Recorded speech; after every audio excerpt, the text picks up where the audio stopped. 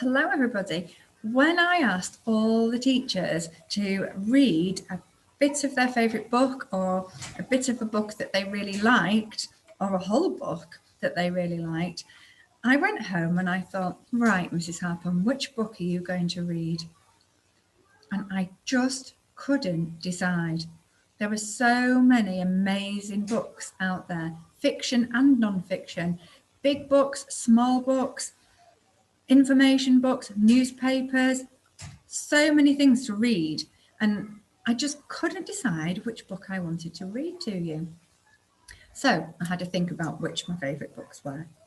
Now, I'm a big Harry Potter fan, so I love all the Harry Potter books. I love a book I'm reading to my class at the moment called The Bolds, and I know some of you will have heard me read that to you before while you've been in school in year 2. I love The Faraway Tree and The Folk of the Faraway Tree. That is one of my favourite all-time books, as is Famous Five. The Owl Who Was Afraid of the Dark, Narnia books, Winnie the Witch books. The list goes on and on. Books from when I was a little girl.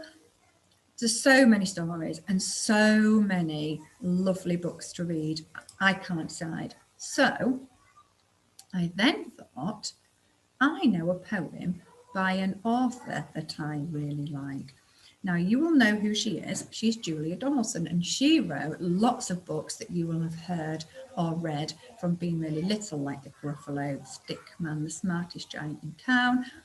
And I thought, I remember this poem, and this is what I'm going to read to you, because it reminds me of why I read, because this is exactly what happens. I opened a book, and in I strode. Now nobody can find me. I've left my chair, my house, my road, my town and my world behind me.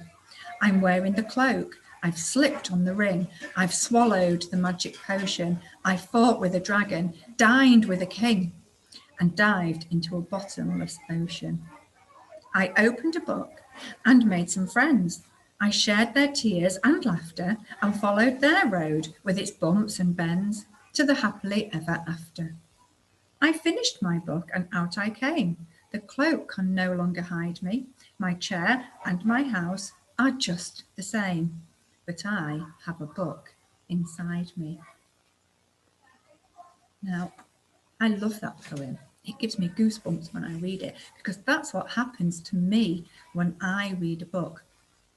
It transports you to another place. It can be anywhere in your imagination. And when you're in that book, you feel like nothing else around you is there, like you have put a big cloak on, like the Harry Potter cloak of invisibility, and that around you, nothing else is there, just you and what is happening in that story. And it's true, you can make friends. There are so many characters I feel like I'm friends with when I'm reading a book. And then when you finish that book, you come out and everything is still the same. The classroom's still here, or if you're at home, your bedroom is still there. But actually, the book is inside you because you've taken all of that amazing creativity, all those amazing words and those brilliant characters and settings that you've read about in that story inside you, and they'll never, ever leave you. So when I think about books I read as a little girl, they're still inside me. And that is pretty amazing. So if you looked at the greatest library picture that I attached and asked you to look at as well, that to me is what reading is. There are so many books that are alive, and they're alive because people are reading them, or they're alive because they live inside people that have read them. So I'm really sorry I haven't read you a book and chose to read you a poem, but I think that poem really sums up to me why we love to read.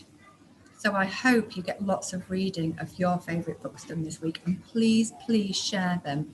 And I hope you enjoy hearing all the other teachers read some of their favourite stories. And I will see you all in school next week, and I can't wait to see you all again. So see you Monday. Bye.